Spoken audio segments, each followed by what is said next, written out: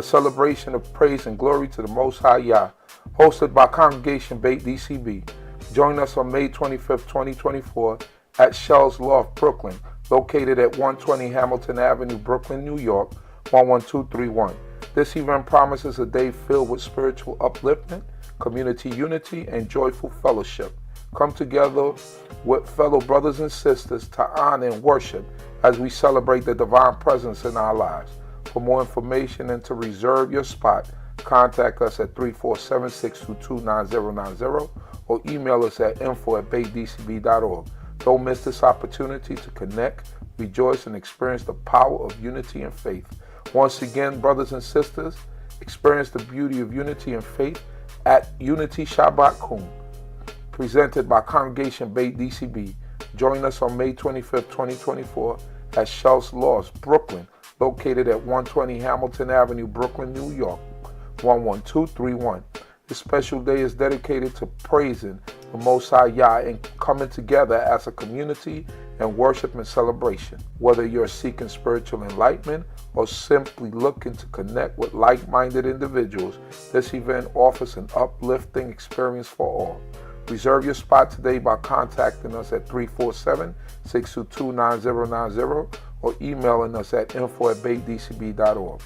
Let's gather in unity and embrace the spirit of togetherness as we honor the divine presence in our lives. Hallelujah. Shalom, shalom. By the rivers of Babylon, yeah, we sat down and we cried when we remembered Jerusalem. We were sick, Lord, near to dying. Oh,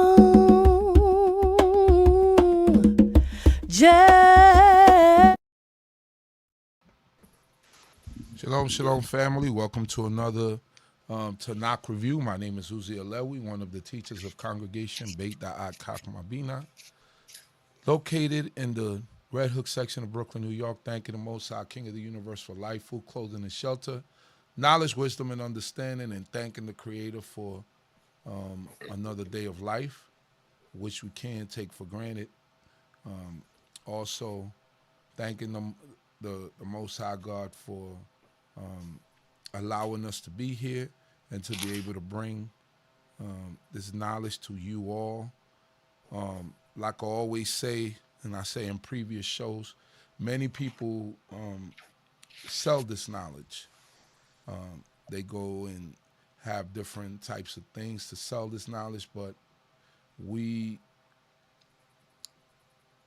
not so much give it out for free, but this is our job to teach God's people. So it says, make thee fishers and hunters, and this is part of that whole fishing and hunting, and giving people the understanding that they need in order to live a better life before the Creator, a righteous life. So thank you the Most High, King of the universe, for life, food, clothing, and shelter once again, and all things that He does for us. Thanking the Creator for allowing y'all to come in and for supporting us, being here with us, and allowing us to reach your homes. As this program is pre-recorded, but I will say Shabbat Shalom to all of you, because you will be listening to this on the Shabbat day. So I say Shabbat Shalom to you all, and I pray that the Creator will be with you all. Hallelujah. So without any further ado, I will be turning the show over to one of my teachers and one of my mentors, even Nasik, Zurishaddai ben Yehudah, as he will be going over Proverbs 22 and also reviewing the portion of the Sidra YAH. Shalom, shalom. How are you, Nasik? Great, Baruch Hashem.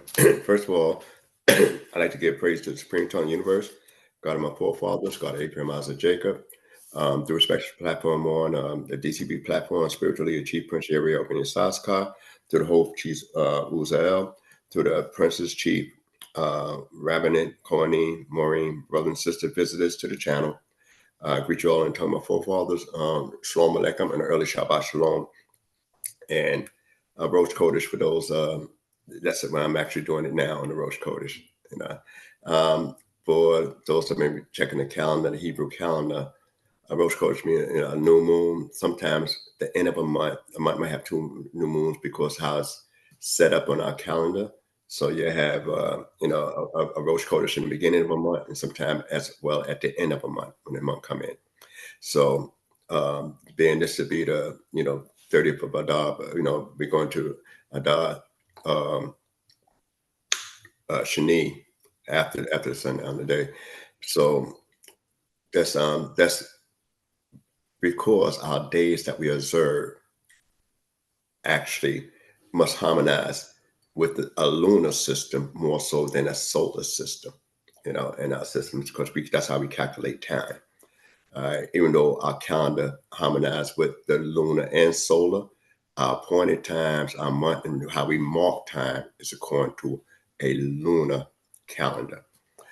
So with that, I say, Adonai Saptadi Takofi Agi Tilateaka, O Lord, I'm down my lips and my mouth should declare thy praise. I just want to go back. I said that I'll be going back over some of the stuff I touched on before briefly, because there was so much, and it's going to be what most people might see redundant, but there's a lot of subtle differences between this particular point in time, from the 25th chapter of Exodus all the way to the end of Exodus. 13 chapters pretty much, more or less, is given to the building of the Mishkan, the tabernacle. We have an episode in there that is a tainted episode in our history. All right, but before I want to go into that, I'd like to bring out some points, but the Sidra I'll be highlighting afterwards would be in the Sidra YAH, which means then he assembled.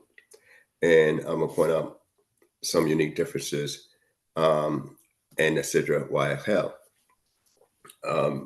I'd like to go back though and just highlight some things that I've been glossing over as we've been moving forward. And I'd like to bring out some of the problems Moses had, because most times when we focus on the previous Sidra of Kitasar, when the people messed up in the sin of the golden calf. And we know that we find in the 18th chapter Exodus that Moses' father-in-law came and visited him and gave him some advice. And what's so unique about the advice that Jethro gave him is that sometimes we don't see that Jethro himself, Moses' father-in-law, had also experienced the hardship of the people at that immediate time. I ain't talking about the time that they was in Egypt, but at that immediate time, because as we're going to go back. I'm not going to read every little thing here for the sake of time, but it said that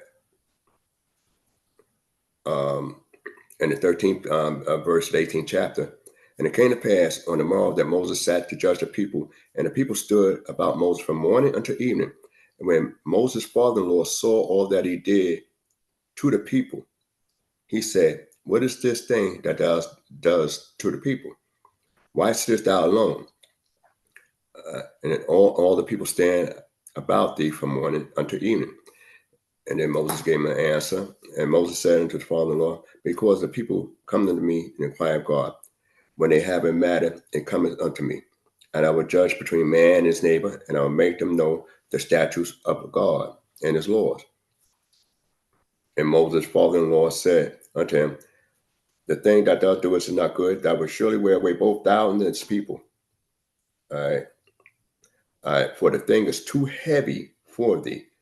Imagine Moses, who communed with God, and Jethro's father-in-law telling him something is too heavy for him, too much for one man to do. And he said that could genuine concern. But I want to bring out, that's not the point I mainly want to bring out. But he says, "Thou shalt teach them statutes in 20th verse and laws, and shalt show them the way wherein they must walk. and the work that they must do. Moreover, thou shalt provide out of all the people able men, such as fear God, men of truth, hating unjust gain, and place such over them to be rulers of thousands, and then goes on down the line. All right. And it says, so they shall make it easier for thee and bear the burden with thee.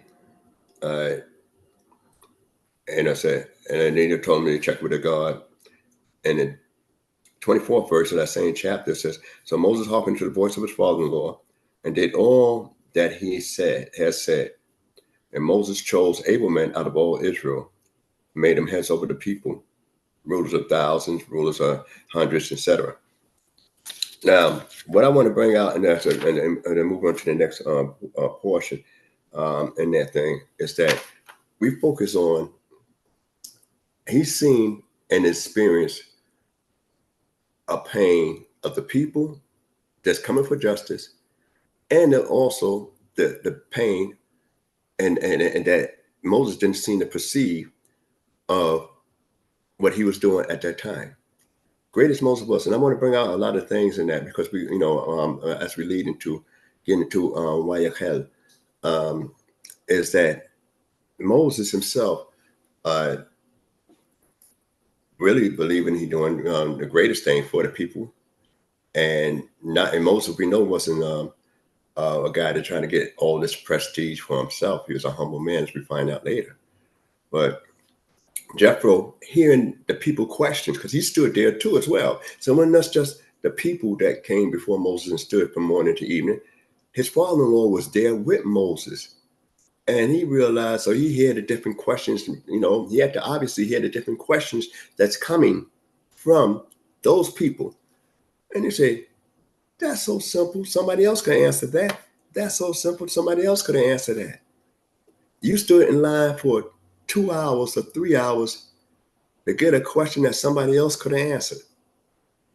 So this is why Jethro would speak. This coming, my perspective on looking at it, that if you stood there that long, you heard the questions that was being put to your son-in-law, and you heard the answers that your son-in-law gave. And you, being a leader yourself, would say, I could have gave that same answer. So why make the people stand all day? So this is some of the concerns, but in order to give advice, you got to experience the good advice. You had to experience certain episodes in your life. So Jethro was able to give an excellent advice because he experienced standing like the people stood and hearing the actual questions that's coming to his son-in-law. All right. In order to say that's not good, and also I take a genuine concern. And then when we look even further, he gave him advice about who to choose. He gave him 4 criteria, but we find that Moses only used 1 criteria. He said, able men. That's it. But Jethro didn't just say able men. He gave it 3 other criteria along with it. So that's something I want to just point out. The humanity within the human, so Moses is not superficial like most people would think, but he was a great man and a phenomenal man. And I'd like to bring out also that when we talk about this particular sidra, the sidra YAH, all right, it starts from the 35th chapter. Let me just move over here just a bit. It starts from the 35th chapter of Exodus, and it continues, all the way to the 38th chapter and ending at the 20th verse. So 35th chapter, verse, and it ends at the 38th chapter, the 20th verse.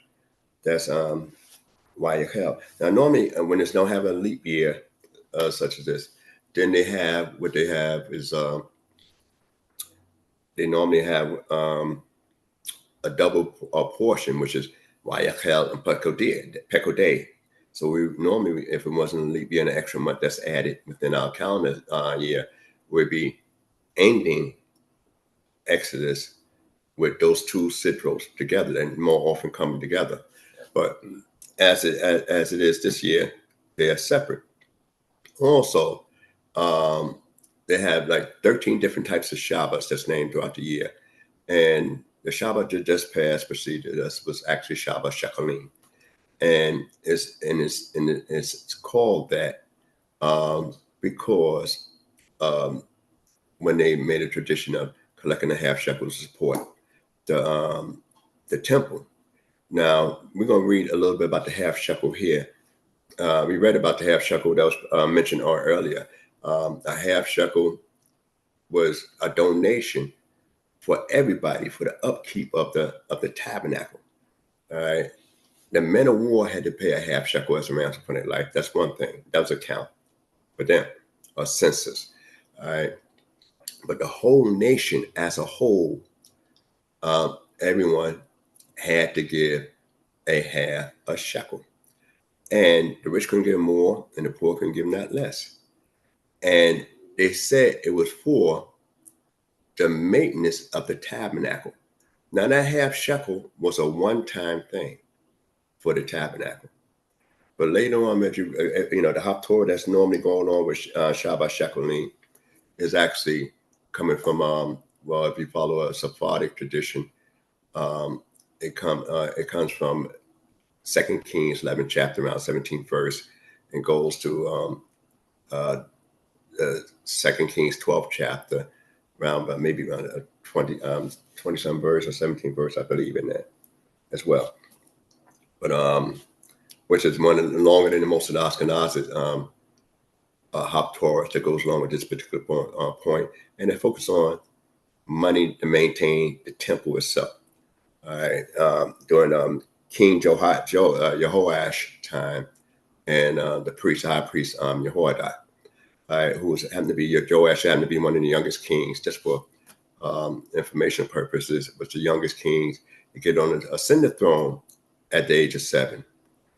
He didn't live that long, though. When we find out that he reigned for about 40 years. So he didn't live that long. He did a lot of reforms, but not complete reforms in the nation. But that's another story for those that might want to go in there and look at that.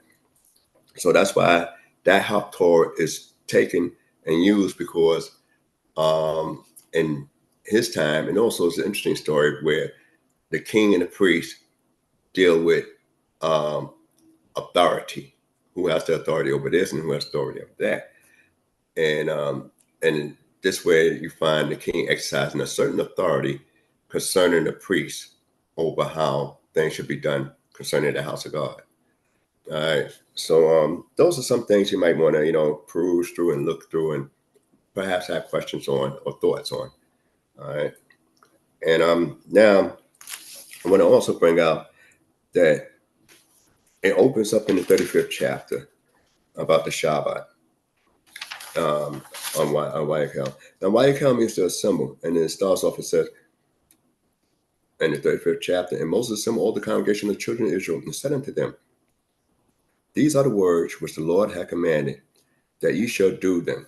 6 days shall work be done, but on the 7th day there shall be to you a holy day, a Shabbat, a Sabbath of solemn rest to the Lord. Whosoever doeth any work therein shall be put to death. You shall kindle no fire throughout your habitations upon the Shabbat day. All right. So now we find out two things concerning this, but just for the sake of time, I was going to go into the Hebrew for it, so you can find out the differences as you compare concerning the Shabbat day that's mentioned here, for those that study Hebrew, or look a little bit more close at the English if you don't study the Hebrew, but the Hebrew makes it a lot more clearer. In Exodus, and let you know that it says that you should do all your work on the Shabbat. 6 days thou shalt labor and do all thy work in Exodus. But here it focuses on that your work should be done. Your 6 days, your labor, your work should be done already. And they use a different term from Malacca, whereas over there in Exodus is saying you must, you actually put your hands on your work. And other things, this portion here focus on where have faith that your work will be completed. Don't worry about and stress yourself about this is, Shabbat's coming and I got to stop. A lot of people figure I got to finish this here before, even though the Shabbat's here, God understand I got to finish this. That's not what's stated in the book, in that sense. Now we know we're in certain conditions in the galut, which is exile, that we're hindered from observing the law, because to be able to observe the law of God is a great privilege and it's an honor. And we're trying to gain as much honor as we can by doing as much law that applies to us, being in the goodness of the Creator. All right. So I want to bring that point out as well. Now, so when you go back and look at concerning the Shabbat, we only had two things that basically we knew about. Well, three things pretty much that we knew about concerning the Shabbat, and that would be a violation, and from the text, straight off from the text, and that is when we find out about cooking, whatever you're supposed to cook should have been already cooked on the sixth day. We don't do any cooking on the Shabbat in our own private areas. We know the Kohen do what he do, but I'm saying for us as the local people, we don't do any cooking on Shabbat. That was explained concerning the manna. Also, boil that, so we don't kindle any fires on Shabbat. And then we was talking about what is a burden, those different areas. So we're not supposed to carry certain burdens on the Shabbat. A burden could be plowed and whatever the case is, but we're not supposed to do those things at work, in that sense on Shabbat. That's it. Now, in the 39 categories that they enumerate is the way the rabbinics, from a rabbinic point of view, what they consider a violation of work on Shabbat. And so that's another episode. You got to talk with your different teachers in your various congregations to elaborate more on those areas there. But in the text, is just three things that we could say, put our finger on directly. All right. And one of the things, before I go even into this, I said I wanted to visit a part before I move forward in reference to Moses on the mountain for this third time, all right, with the tablet. So I had to go back just a little bit in the 34th chapter, if you will, for a moment. And let me see. I'm going to start around the fourth verse. All right. And he hewed 2 tables of stone like unto the first. That's Moses doing that. And Moses rose up early in the morning and went up unto the Mount Sinai as the Lord had commanded him, and took in his hands 2 tables of stone. And the Lord descended in the cloud and stood with him there, and proclaimed the name of the Lord. The Lord passed by before him and proclaimed, the Lord, God, merciful and gracious, long-suffering, abundance in goodness and truth, keeping mercy unto the thousands of generations, forgiving iniquity and transgression and sin, and that will by no means clear the guilty, visiting the iniquity of the fathers upon the children and upon the children's children unto the third and unto the 4th generation. All right. So now, and Moses made haste and bowed his head towards the earth and worship. All right. The reason I want the 13 attributes, it's like 13 attributes when you count them up. But one thing that I like to focus on that's actually really unique in any concept of history is that this is the first time, very first time, you read about a God forgiving anybody. So I know people in other religion, Christian man, say, talk about forgiveness and And they talk about the law, and you're condemned by the law. But here it's clearly stated by the Creator himself to the prophet Moses that he do forgive. And he forgive because of transgressions, sins, and iniquity. But it's still going to have to pass through a judgment. When people think the law is dead away with, then you say, well, how could a person sin? Where sin lie if you have nothing to gauge it by?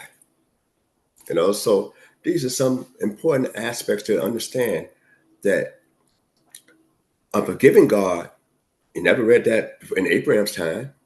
You never read that with Adam's time. You never read that with Joseph. The first time you read about anybody asking really for forgiveness is the brothers asking Joseph for forgiveness. That's what that's the first time you actually read about the concept. And no other ideology that exists that you can look before our way of life, that you read about a God forgiving, is always people trying to appease a God. I want you to overlook that. Not that you forgave that, but let this suffice for now, and let's move on. But the Creator moves on with justice being administered. And that's just very important for us to understand as we go through these times and move forward in our life. So when people say that you can't be forgiven because you don't have no sacrifices, no sins. When this is stated, as we get ready to go into YAH, the tabernacle didn't even exist. This is before the tabernacle even existed. That God said this is part of his quality. This is what he do. And we didn't see that. And what's so strange? Prior to that, for Moses asking for God to forgive us, all right, forgive the people, you don't find nobody else asking for God to forgive anybody. So that's even unique in itself. Moses asking for God to forgive us, but you never read in any other doctrine where you read anybody asked their God prior to this time to forgive them. So we are special people. We have a special God, and we should feel specially enthused and endowed to worship this God. So let's move on. I'm gonna move on just a little bit more. So you get the different concepts of Shabbat. Now, in YAH, it goes into the gifts in the 4th verse of 35th chapter, 4th verse. And Moses spoke unto all the congregation of the children of Israel, saying, this is the thing which the Lord commanded, saying, take ye from among you an offering unto the Lord. Whosoever is of a willing heart, let him bring it, the Lord's offering, gold and silver and brass and blue and purple and scarlet and fine linen and goat's hair and ram skin dyed red, seal skin and acacia work, and oil for the light, and spices for the anointing oil, and for the sweet incense, and onyx stones and stones to be set for the ephod and for the breastplate. And let every wise-hearted man among you come and make all that the Lord had commanded. The tabernacle is tent and its coverings, its clasps and its boards, its bars and its pillars. So it goes on about what's with all the stuff it is. Now we heard something similar to that in Terumah. But where we get, and we're going to skip down to the 20th verse, and it said, and all the congregation of children of Israel departed from the presence of Moses, and they came, everyone whose heart stirred them up, and everyone whose spirit made willing, and brought the Lord's offering for the work of the tent of meeting, and for all the service thereof, and for the holy garments. They came, both men and women, as many as willing hearted, and brought those nose rings and earrings and signet rings and girdles, all jewels of gold, even every man that brought an offering of gold unto the Lord. All right, I want to just stop there for a minute. When it came to the golden calf, you don't read about women being participating at all in that area. But when it came to the tabernacle, you see them participating. Moses called is a congregational meeting after he descended from Mount Sinai, when his face shone that latter time when he had the second tablets of law. Normally, we was told, well, we find out that Moses was told that the tablets were supposed to be the deposit in the ark. But what good is having an ark and you don't have no place to put the ark? So the first job, as we're going to get to with Bethel and them, is to build a place. Most times you find a house and then you furnish it. You don't buy the furniture and then look for the house. You build the house or find the house and then get the furniture later and put in the house. So we're going to find that's so though he had the tablets, Moses got to hold on to the tablets until this stuff is completed. So the tablets, though Moses had it, it stays with him on his descent down, because now on this descent, he's actually bringing them the information concerning the Mishkan. And Terumah, the information was never transmitted to the people concerning the Mishkan, because when he came down that first time, they was partying. So it's a unique difference when you look at Terumah and you look at YAH. Terumah is what Moses was told the first time how things going to play out. It should play out. And when we get to YAH, we find that now Moses is letting the people know that not only they are forgiven, they got another set of tablets. They got to get to work and building the house. Now, in Terumah, Moses was told the first time to be knocking on each door, pretty much. I'm using the expression. To be a collector of donations of the willing heart. Here, he called the people and assembled them and say, go, he meant that those that want, this is what you want to bring, what the Lord want, and the upper willing heart. They went on their own to go back and bring it to Moshe. Now, the thing is that if people could bring gold for a calf, for an idol, then could it be Moses said, to show your enthusiasm about this enterprise? I'm just throwing a little thought out there. To show your enthusiasm about this great enterprise, that instead of me going and trying to be a collector, if you're interested, because I can't do this by myself, it's a community thing. And I'm going to tell you what's needed, what's willing, and I'm going to rate right here and see what you do. And that shows the love and the devotion of the people and the repentance of the people, is that they didn't say, you got to come and get it. They brought the donations to Moshe. And now they get ready. They want to build an enterprise to have a space for the Creator, so the Creator could dwell amongst them.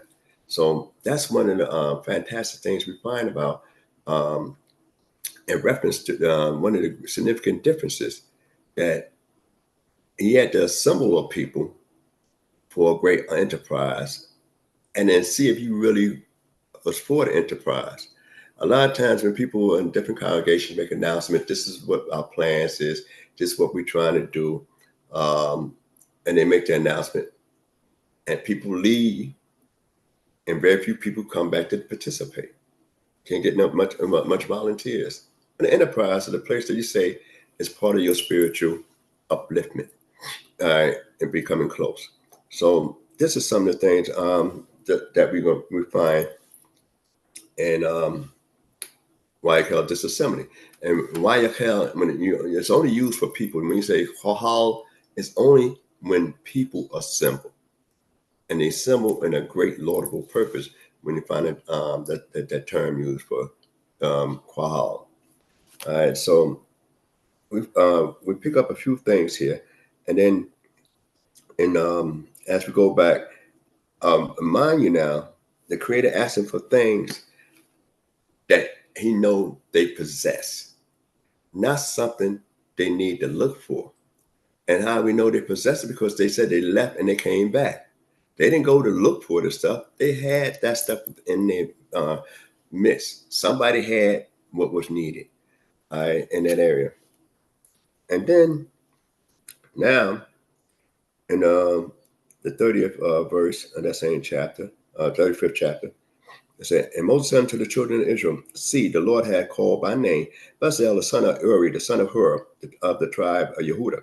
He had filled him with the spirit of God and wisdom and understanding and in knowledge and in all manner of workmanship, and to devise skillful works, to work in gold and in silver and in brass and cutting of stones for setting and for carving wood. We read that already before. In all manner of skillful workmanship. And he had put in his heart that he may teach both he and Aholiab, the son of CHOKMAH of the tribe of Dan. Them have he filled with wisdom of heart to work in all manner of workmanship of craftsmen, of the craftsmen and of the skillful workmen, and of the weavers in colors and blue and in purple and scarlet and fine linen and the weaver, even of them that do any workmanship, of those that devise skillful work, and Bezalel and Aholiab.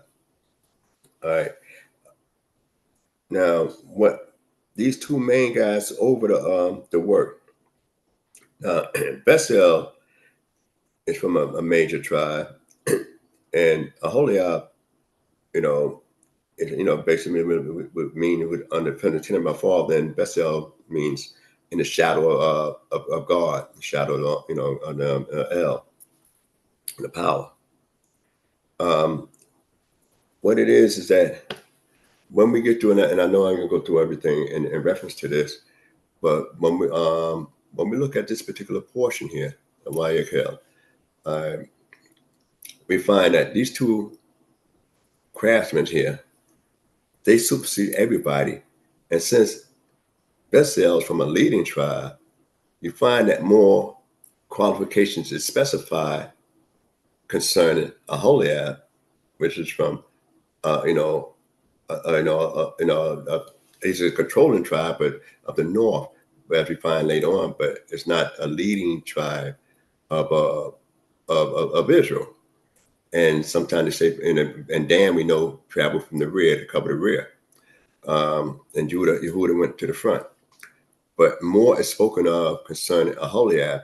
And these guys had the skill, like I mentioned before, not only to do work in every aspect of the job concerning the Mishkan, but also to teach that, transmit it. A lot of people have skill, to do a lot of jobs, but they have talents to do jobs, but they don't have the talent to transmit that skill. And that's what you want, for the generation, the future to be looking brighter. Is that, do anybody have that skill? There's so many things that we have in history and life that is lost. Science and people, historians trying to find out how they did this and how they do that, simply because the knowledge was not trickled down enough where it was spoken on, where we have it today.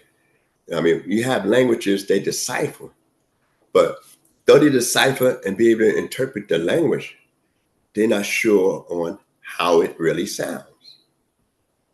So they could figure out a pattern and say, this means this, and this is what you're trying to say. But how do that language actually sound if you never heard nobody say that and speak that in that tone? So these are some of the things that when we look at leadership and we look at the future of a nation, that we got to always be concerned about the information that we have is being transmitted to the next future generation. Because you see, that in the 13 attributes, it says, visiting the iniquities of the fathers upon the children until the third and fourth generation. Now, in this here thing, he didn't say hate me, as it said in the Exodus. All right. But he said in the attribute when he revealed himself to Moses in the cleft of the rock, is that a parent is responsible for teaching their children. He hold you responsible for that. As we're going to see later on in the Proverbs, all right, that you got to set certain rules and guidelines for your children. Not you going to live your life through your children's life, but you set guidelines for their children to live their life, in a more prosperous and laudable way. All right, so with that being said, when we look at some of the materials, I'm going to focus on some of that, and as we go into Peckle Day. But I would like to skip over here to the 37th chapter. Just bring out one little point here. It said, and Bezalel made the ark of acacia wood, 2 cubits and a half was the length of it, and 1.5 cubits the breadth of it, and 1.5 cubits the height of it. And he overlaid it with pure gold within and without, and made a crown of gold to it round about. And he cast for it 4 rings of gold, and the 4 feet thereof, even 2 rings on the one side of it, and 2 rings on the other side of it. And he made staves of acacia wood and overlaid them with gold. And he put the staves into the rings on the side of the ark to bear the ark. All right. And then it goes on to say about, he makes the cover. All right. And he makes, the table and its vessels. All right. And the candlesticks. All right. So now, we're reading all this here about Bezalel.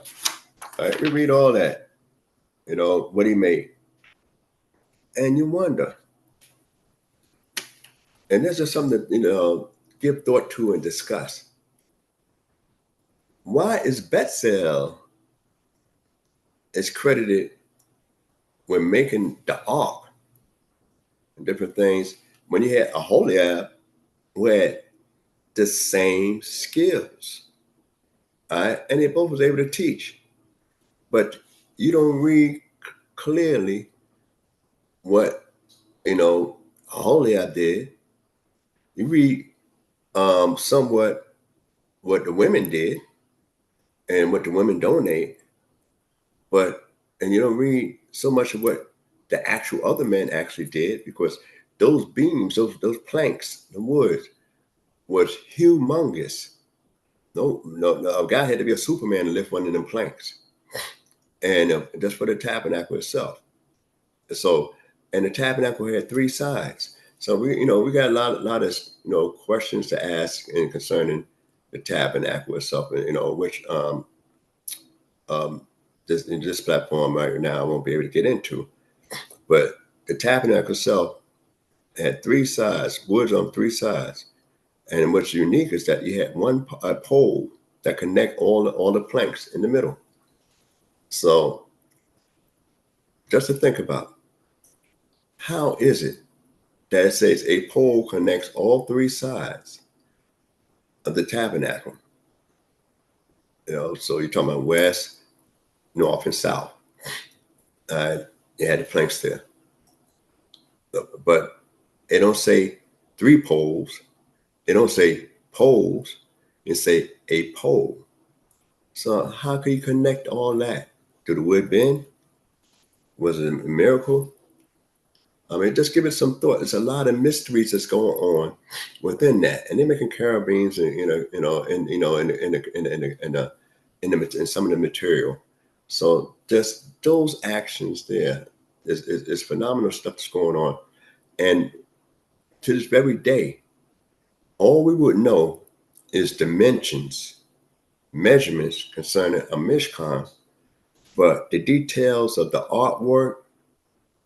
We wouldn't have a clue. We know you need this material, that material, and some of the spices we'll be guessing at, for the spices, for the incense. So these things is a lot of mysteries that we don't have today, pretty much. That's always a discussion. What the cherubim look like? How do you make them in the curtains? So it's so much there in reference to this. But now this is when they actually take on the enterprise of building the tabernacle. And Terumah, they never even got the information. Of course, so much other stuff stifled that information being transmitted. Reread the information because Moses wrote down how the Creator really wanted us to try to, be receptive, hold fast, and be the people, that priestly nation that he wanted us to be. So hence we got free will. And two, the thing is that when we say things go bad in life, that's the will of God. It's not always the will of God. It'd be our will. So a lot of times we figure that was the will of God. And we blame God for ourselves doing wrong at times. And the blame lie with us. It don't lie with God. The fault lie with us, not with God. One prophet said God's blemishes in his children, not in him. So we got to always remember those things as we move forward. All right. So so much for that area there. I'd like to move on. We're going straight into the Proverbs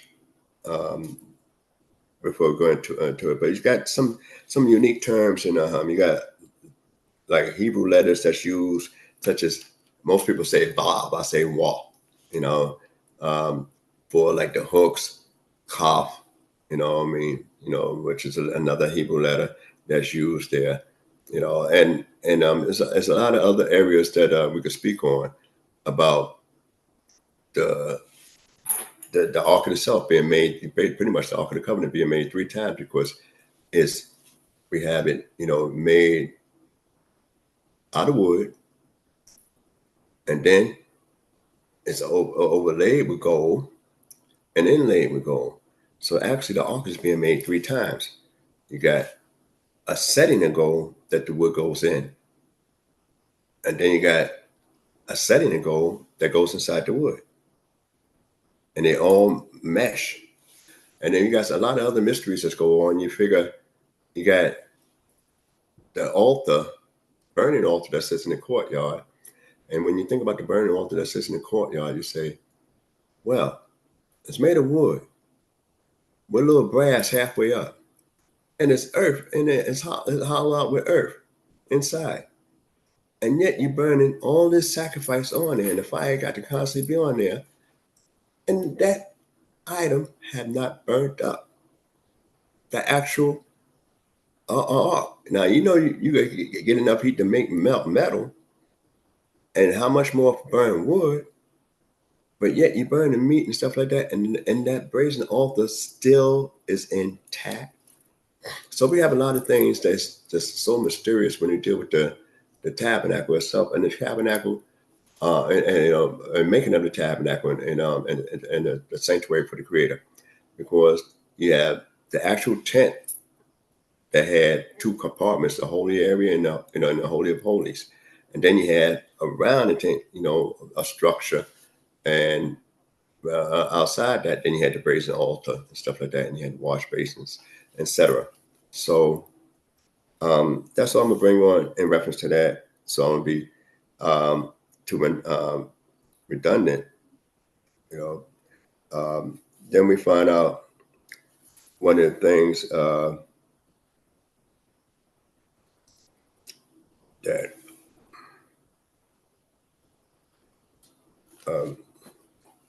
we'll get to it later on. I'll come back over some of the stuff later on. All right. And when we get into Peckle Day. So much of that, we go into the book of Proverbs, the 22nd chapter of Proverbs. And when I cover some of the things in the 22nd chapter of Proverbs, I'm gonna give you a highlight of what this chapter have. Like I said, Proverbs is mostly a lot of times you're gonna have similar stuff already mentioned, just in a different way and repeated. Sometimes like the Psalms itself. So it make you wonder how much this Solomon imitated his father in writing, which is King David. But anyway, they deal with life value, rich and poor, meeting evil, humility, perversity, education, on the consequence of evil, charity, scorners, characters and manners, knowledge, indolence, adultery. All right, so those is what we have when we deal with Proverbs 22. All right, so these are some of the things we pick up on Proverbs 22. All right, which is not a long proverb. So picking up from the first verse, Proverbs 22, a good name is rather to be chosen than great riches, and love and favor rather than silver and gold. All right, so a lot of times it shows that even today, a good name is important.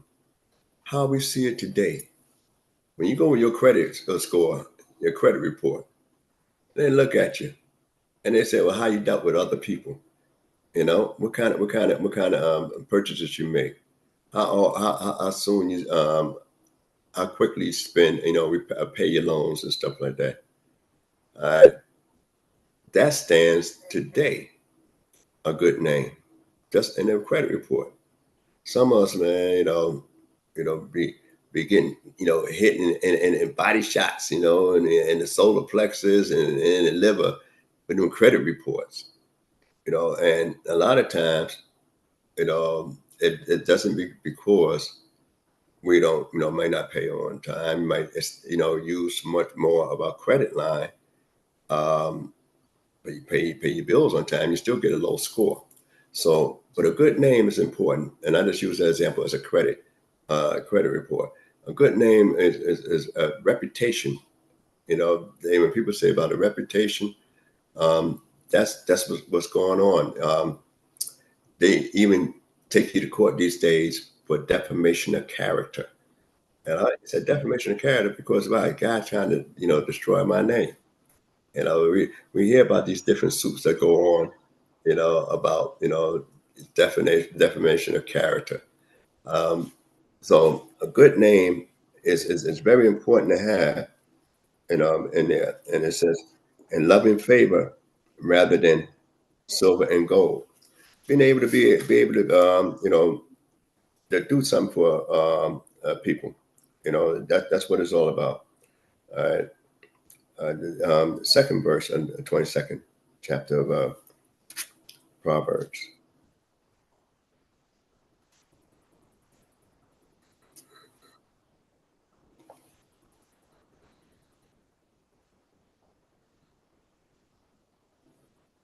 All right. Where they meet at? When they come to the synagogue, when they come to prayer, when they make a congregation, All right. So, because of your economic standings. Hold on, Prince. Let me read that over because I had the mic muted. One more time. Verse 2, Proverbs chapter 22, verse 2. The rich and the poor meet together. Yehudah is the maker of them all. Okay. So it's no respect the person, when it comes to the eyesight of the Creator, because first of all, I mentioned about this the beginning about Shekelim. So the rich not get more and the poor should not get less. So no one in the community could say, I have more shares in the tabernacle than you have. No one. So the tabernacle belonged to me just as much as it belonged to you. That's something for all of us. And just building a spot for God to dwell within me as much as he wants to dwell within you. All right. So that's why I said the rich not give more and the poor should not give less. Because in the eyes of the Creator, everybody is equal, but then you say a half. Shouldn't it be a whole? Why half a shekel? Because without the Creator, without being endowed, we ain't just talking about man and wife, but without a tapping on to your spiritual side with the Creator, you only have the individual that you was created to be. So when a guy claim to be, say, atheist, I'm just a realist and stuff like that, they don't really believe that themselves. When they say there's no God, then you have to acknowledge that there's a God to say there's no God. So these are some of the things that people would say, but you only have an individual when it comes down to the Creator. If when it comes down to the half shekel, but you equal to everyone in the nation. All right, continue. Verse 3. A prudent man seeth the evil and hideth himself, but the thoughtless pass on and are punished. All right. So it don't the Proverbs itself it does not give license to social or moral irresponsibility. All right. All right. Not support the to a hear of evil, no evil, see no evil. So a lot of people will say, well, I didn't see that. I don't want to hear that. I don't know nothing about that. Some things, you got to be concerned with, because if you don't, you're not a responsible person. A lot of times when I ask questions, if I do a lecture on, a personal class on a lecture or something like that, a lot of times if I'm saying something, even if a person agree or don't agree, I usually ask, any thoughts? I usually ask most of the times, do you agree with what I say? Or disagree with us? I say, I need to ask, do you have any thoughts? Because even if you agree, now I know if you disagree, you might voice your thoughts. But if you agree, then I want to know, how do you agree? That whether you're listening to me. So you always have that, and it's always, and I use that and exercise that even in meetings. When I have meetings and we get ready to do a project or anything like that, and they're undertaken, and I say, well, this is what we want to do. This is how we should go about it. And everybody said, all right. And they sitting there sometimes with a blank face more often than not. And I say, well, anybody got any thoughts on that, what I said? And no, I ain't got no thoughts. And when I hear that, that's a red flag. That's a red flag when I hear, well, I ain't got no thoughts on that. And the reason I consider that a red flag is because that you're not interested at all when you say that. And people don't realize when you say that, you're saying, I'm not interested. Let it go where it's going to go. But if you say, yeah, my thoughts is I agree with so and so and so and so, and I can see it working out that way. All right. So you agree with what was said, but you at least had a thought, and that's a subtle way to see if you're really listening, paying attention, and want to be involved in it. So it's similar to what Moses did. Said those with a willing heart go down, and after he made the assembly, he didn't have to make a second assembly to make a collection. They came back with the collection. All right, continue. Verse 4. The reward of humility is the fear of Yehovah, even riches and honor and life. Okay, so that's humility is meekness. See, a lot of times people think meekness is weakness because you're kind, you're blind. Because you're humble when you walk and stumble. We used to say that in business, I can't. But meekness is strength under control. That's what it is. Just having strength under control. You know what you're capable of, but you refrain and hold yourself. This is discipline. And that's what it's all about, having a discipline. All right, continue. Verse 5. Thorns and snares are in the way of the froward. He that keepeth his soul holdeth himself far from them. Okay, right then and there, a person that just rush out to do certain things, they're gonna wind up getting themselves hurt. In a nutshell. But I like this sixth verse. It reads, train up a child in the way he should go, and even when he is old, he will not depart from it. Okay, now what we're saying, a lot of people would think that's not true. A lot of people say, let a child be a child. The book don't say let a child be a child. That's the way you raise them. That let a child be a child. Then when did the child ever mature? All right, you gonna leave him to himself? Then his mind too little to be hanging out by itself. You got to direct it. You got to have input. So and the input is that when you teach a child, then you're teaching them values in life, and they know your values. Now they may not adhere to your values, but they never forget what you don't like and how they was raised. Even guys in jail always would say, well, my people used to say so and so and so and so, when we was young, and I wouldn't pay attention to it. They remember that though. They say they wouldn't pay attention to it, but they was told, so they remember that. So, and the thing is that, and also another way is that you raise a child according to his characteristics. Everybody may not be an athlete like you in the family. Everybody not be a scholar like you in the family. So you got to see what this child's strong points is and help them pursue those strong points. Because just like Jacob had 12 sons, 12 different characters and them 12 sons, but they all had one father. Even the ones but the same mother had different characters. The closer you read is Simeon and Levi, are brethren. But what they had in common, instruments of cruelty. That's what they did. That what they had in common. Now, when it comes to moral concepts, one take it personal, the other one take it universal. So this is a personal thing. That's why I'm ticked off. Another one say, no, this is universally wrong. You could guess which one would be universal and which one would be particular, or personal. So these are some of the things that you got to gear a child in the way that fits his character. And a lot of people today try to raise a child according to as they see on TV. Your child ain't on TV like that. Your child's right there in your household. So now you got to look at it and say, well, how they move about? How long? First of all, you got to figure out how long it took them to walk. When they started to talk.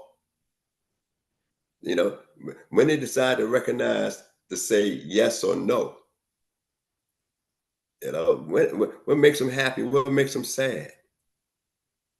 What they tend to be more interested in. So you got to observe your child in order to direct him in the way he should go. And that's what and today's society is failing so much on the youth and the generations of the youth because they do not adhere to old school principles.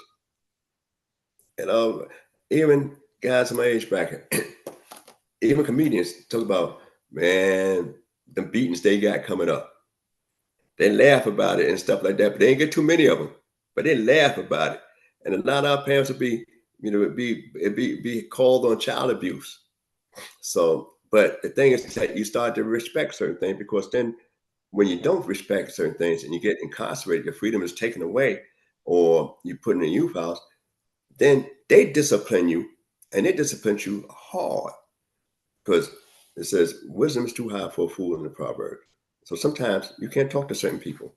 You got to have corporal punishment on some areas, but we ain't emphasizing strictly on corporal punishment. We're just saying that when the Proverbs saying, teach a child the way he should go, and he will know wise depart. And that's the way the child should go, not the way you want to go. Continue. Verse 7, It reads, the rich ruleth over the poor, and the borrower is a servant to the lender. Okay. All right. Well, that's clear. You know, when it said the rich ruleth over the poor, and the borrower is a servant to the lender. You know, when you borrow, you know, I mean, you're indebted. You know, they call it, and at one time, this country called indentured servant. That's for persons that have a debt. All right. Continue. 8. Verse 8 reads, he that soweth iniquity shall reap vanity, and the rod of his wrath shall fail. Okay. That right in there. That means right in there. This guy not only, you know, I mean, creates problems, you know, but he tried to strike out at people because he failed in his vain problems, in his action. He tried to strike out at him. You know, he want to avoid power. You know, flex as we say these days. Continue. 9. Verse 9, he that hath a bountiful eye shall be blessed, for he giveth of his bread to the poor. Okay, right then and there. That means, you know, it's always better to give than receive because you're in a position, you know, and you know, and that's why they even have a prayer in some prayer books. There's not be, you know, be given helps, handouts, because the embarrassment it caused, and it's such meager. It's not really that great, you know, but you sustain yourself off of. Continue. Verse 10, it reads, cast out the scorner, and contention will go out. Yea, strife and shame will cease. All right, it's a person that always got to talk about people. Always, you know, have something negative to say. You know, you get rid of them, then you don't have no problem. Sometimes people keep them around because they might need them for to use them on somebody else. You know, you can find people like that. Say, well, I know so-and-so got a bad mouth on them, so-and-so, but I might need them in certain areas. And people keep scoring us around, and people like that because they say, I can't afford to get rid of them because I might need them as an ace in the hole. You know, and you find that more in different organizations as well. Continue. It reads, verse 11, he that loveth pureness of heart, that have grace in his lips, the king shall be his friend. Okay. Well, that's simple enough. You know, there's if you're a good person, if you're a people person, a person that want to kill everybody, get rid of everybody, then it's gonna be very few people gonna have any love for that individual. If anything, they might go to the funeral to make sure that's the guy that's at the funeral and being interned. So you know, but a person that, you know, that love is, you know, I mean, you know, have a loving heart, you know, pureness of heart, he tried to look for the good in every individual. You know, even if the individual is not so good, you try to say, well, look, it's good points. I'm trying to see that outweigh his bad points. And that's what we look for. I mean, that's what we want God to look at us for, that we want our good points to outweigh our bad points. When we come before God, we pray, especially on Yom Kippur, we come in guilty as charged, and we're looking for a forgiveness, but we also saying we got more good to offer than we've been offering in the past. That's the only reason you ask for forgiveness, because you say, I got more good to offer than I have been given in the past. So I want to try to move on. Continue. Verse 12, it reads, the eyes of Yehovah preserve him that hath knowledge, but he overthroweth the words of the faithless man. Okay. One thing, you're only going to increase knowledge if you have a love for God and love sharing the knowledge and your love for the Creator. It's not, and some people might think I sit and read a lot and everything like that. People that know me, you know, a little closer know I really don't like to read that much. You know, I really don't. But I'll listen to lectures all day long. You know, but I hate to, you know, really put my eyes to the books. But I do it because it's necessary. and it's beneficial. But the thing was that I always like to share, information. And then one of the things is that um, um, when you have a little bit of knowledge and you're speaking on God and you're sharing this information freely, not to trump up somebody or try to embarrass anybody, you're going to increase. It's a saying amongst Pirkei Avot, that's the fathers. I learned a lot from my teachers. I learned more from my colleagues, but the most I learned is from my students. Because when you're teaching somebody, they come with these questions like, I need to figure out how you come up with that. And you're trying to figure out how to reach them where they can see how you come up with certain things. And you learn in certain areas because everybody have a unique character. So you learn in different areas about an individual. And some of the questions, I always say, there's never a foolish question or a dumb question. But a lot of people like to say that. What you have is answers that could be foolish, answers that could be dumb. But when a person shoots a question to you, that means that they lack a certain amount of knowledge and information in that particular area that they pose the question, in. So you're going to constantly learn. And then also you'll learn what kind of effect you have when you share knowledge. You're going to learn that. And the greatness of sharing knowledge is saying how much an individual might appreciate what you share. Continue. Verse 13. The sluggard saith, there is a lion without. I should be slain in the streets. Okay, right then and there. That's a person that ain't going to get up at all. Man, you see how that wind blowing out there? That snow? Man, there ain't no way I'm going out there today. But you need the money. You can't take off. You don't have any more sick days. That's all right. I'll worry about that later, but I ain't going out there today. That's a slugger, Or a person, was just don't want to just move slow. Don't want to do anything. All right. And you look at the elements.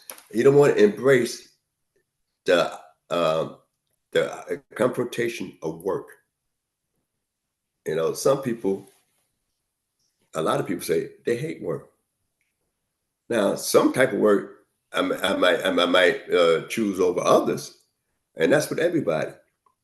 Certain type of work ain't for everybody. But saying that you don't want to work when the Creator said that we have to have some kind of job. Man had a job before man was on the planet. Say, God have not caused it to rain upon the earth, because it was not a man to till the soil. So he caused a mist to rise up from the earth to water the whole earth. But he said, because it was not a man to till the soil, that means that your job was already waiting on you, waiting for you got there. All right. Continue. Verse 14. The mouth of strange women is a deep pit. He that is abhorred of Yahweh shall fall therein. All right. That means the only way you're going to get taken for a serious ride, if God hates you. Not that you might not have problems in life with females, but the thing is that you won't lose out everything. You won't be taken down to nothing. Be completely destroyed.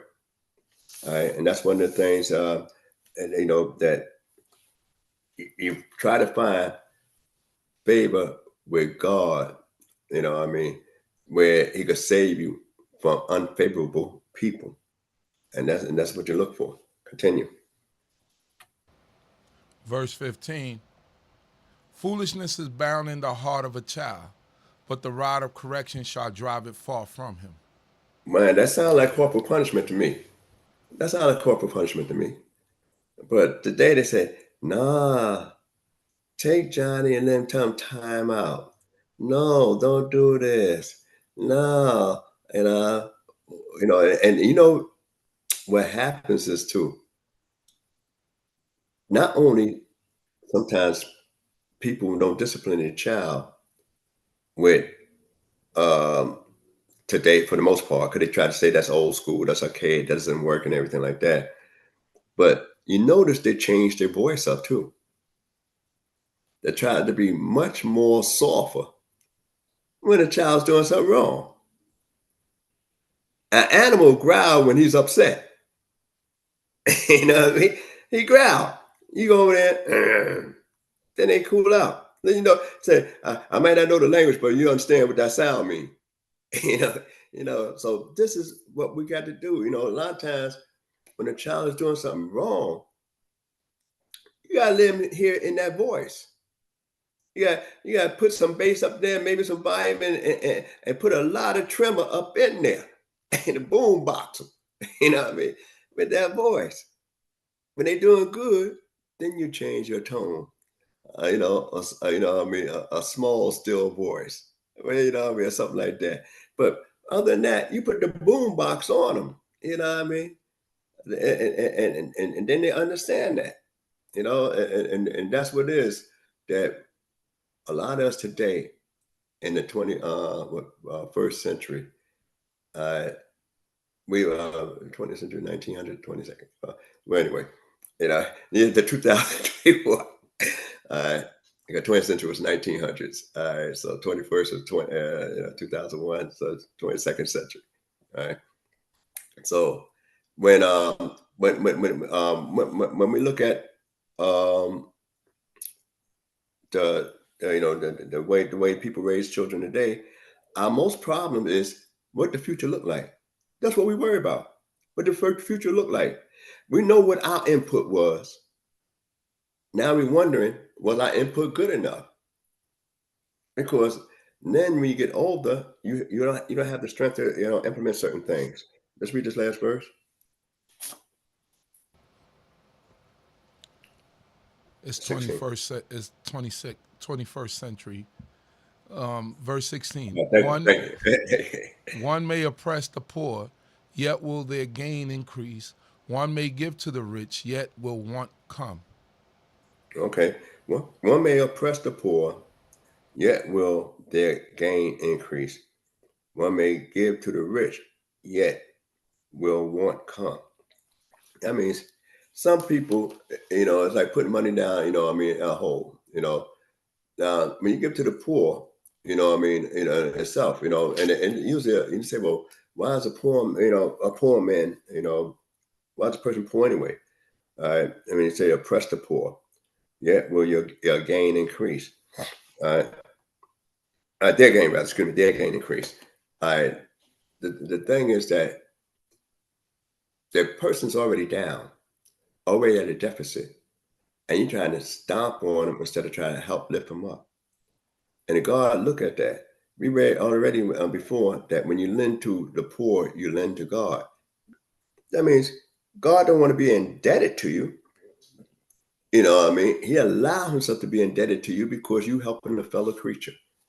And therefore, it's only when you hear about you oppressing later on the stranger, the poor, the stranger, the poor, the orphan, the widow. God get upset with you, and hold you accountable because, afflicting on something that's weaker. And that's what CHOKMAH is about. That's what the violence is about. In order for the world to be destroyed the first time, because people only can oppress those that they are stronger than. And when you get stuff like that, you get violence multiplying upon violence. But now I hope you got something on what I said. Any mistakes been my own, you can leave a comment, and I'll try to go over the comments that I see. There's it's a bunch of more verses. Oh, I thought I finished. Okay. Sorry. You got verse 17. Okay. You got up to 29 verses. Okay, I was rushing. I'm sorry. I was rushing.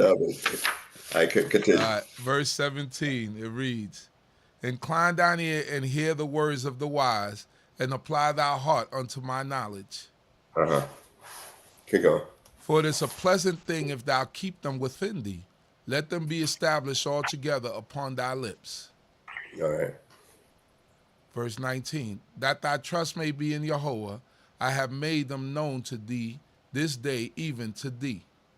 All right. So as we look at, they're talking about words of truth. That's basically what this section is all about. Words of truth. So we'll finish this section out. Keep going to the 21st verse. We are in 20. Verse 20 reads, have not I written unto thee excellent things of counsels and knowledge, that I might make thee know the certainty of the words of truth, that thou mightest bring back words of truth to them that send thee. All right, right then and there. All right, so the writer, Shlomo, saying, look here, I gave you good advice. Are you listening to it? Are you adhering to it? I gave you good advice, but, it's almost like James Brown's song, talking loud and saying nothing to the individual that don't want to adhere to it. And Solomon said, you have no reason not to make progress, no reason not to be a good individual. Continue. Continue. Verse 22, it reads, rob not the weak because he is weak, neither crush the poor in the gate. For Yehudah will plead their cause and despoil of life those that despoil them. All right, right then and there. If you do that, your life is in jeopardy. He don't even say paying back. He said taking you out. Continue. Verse 24, it reads, make no friendship with a man that is given to anger, and with a wrathful man thou shalt not go, lest thou learn his ways and get a snare to thy soul.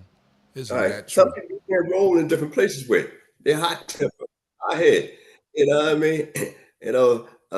You might have a disagreement with a guy, but it may be something that's not really that deep.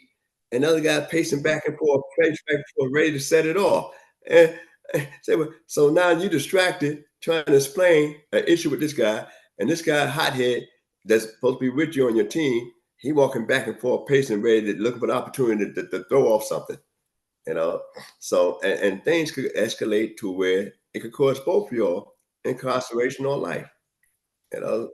So you got to beware of the company you keep, close by you. Continue. Verse 26. Be thou not of them that strike hands, or of them that are sureties for debts. Thou hast not wherewith to pay. Why should he take away thy bed from under thy feet, under thee? Hey, co-signing. This is tell you about co-signing. In other words, right in there. Right. You co-sign. I know you. I know him. I know you. You said this guy's good. You said this guy's good money. I got to step to you. All right. Continue. Verse 28. Move not the ancient landmark which thy fathers have set. See if thou a man diligent. All right. Let me before we go to the last one. All right. Remove not the ancient landmarks which thy fathers have set. All right.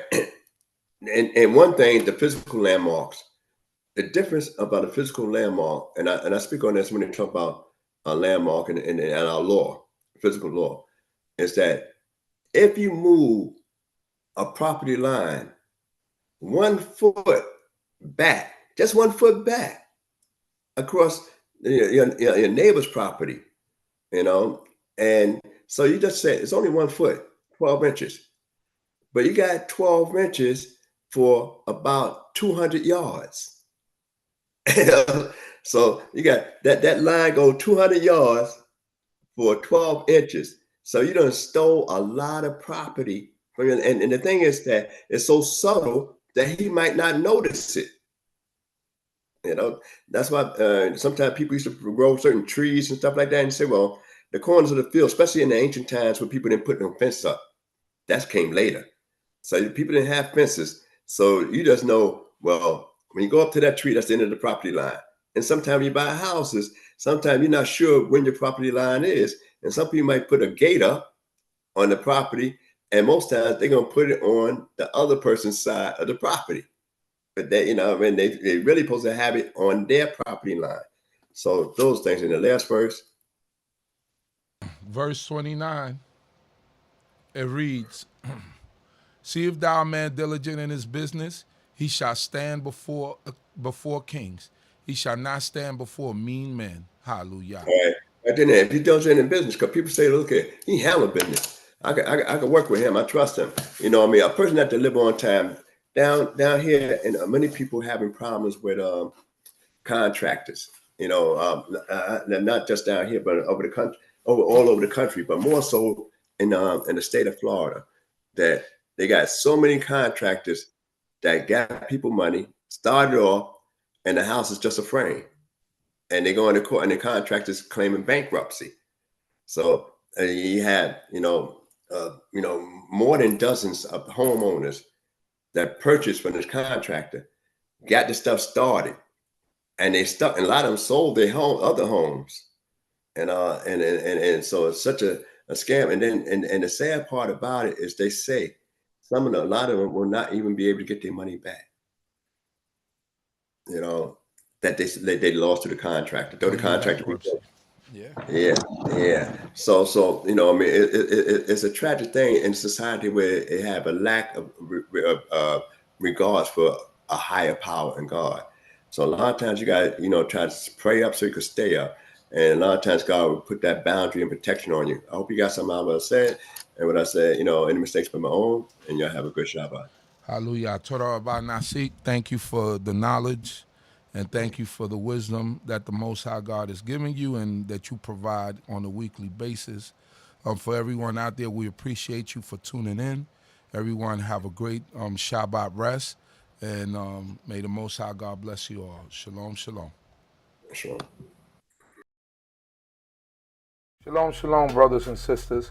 Get ready to experience the Unity Shabbat Kum, a celebration of praise and glory to the Most High Yah, hosted by Congregation Beit D.C.B. Join us on May 25th, 2024 at Shell's Loft, Brooklyn, located at 120 Hamilton Avenue, Brooklyn, New York, 11231. This event promises a day filled with spiritual upliftment, community unity, and joyful fellowship. Come together with fellow brothers and sisters to honor and worship as we celebrate the divine presence in our lives.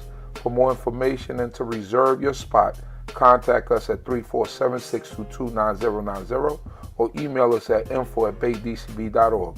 Don't miss this opportunity to connect, rejoice, and experience the power of unity and faith. Once again, brothers and sisters, experience the beauty of unity and faith at Unity Shabbat Kum, presented by Congregation Beit D.C.B. Join us on May 25th, 2024 at Shell's Loft, Brooklyn, located at 120 Hamilton Avenue, Brooklyn, New York, 11231. This special day is dedicated to praising the Most High Yah and coming together as a community and worship and celebration. Whether you're seeking spiritual enlightenment or simply looking to connect with like-minded individuals, this event offers an uplifting experience for all. Reserve your spot today by contacting us at 347-622-9090 or emailing us at info@baitdcb.org. Let's gather in unity and embrace the spirit of togetherness as we honor the divine presence in our lives. Hallelujah. Shalom, shalom. Let's get knowledge, wisdom, understanding. We'll do our standing. All praises to the Most High, His laws and commandments. The CHOKMAH here to push it through your speakers. Judgment, truth, and love should be coming from the leaders. Yeah, knowledge, wisdom, understanding. We'll do our standing. All praises to the Most High, His laws and commandments. The CHOKMAH here to push it through your speakers. Judgment, truth, and love should be coming from the leaders.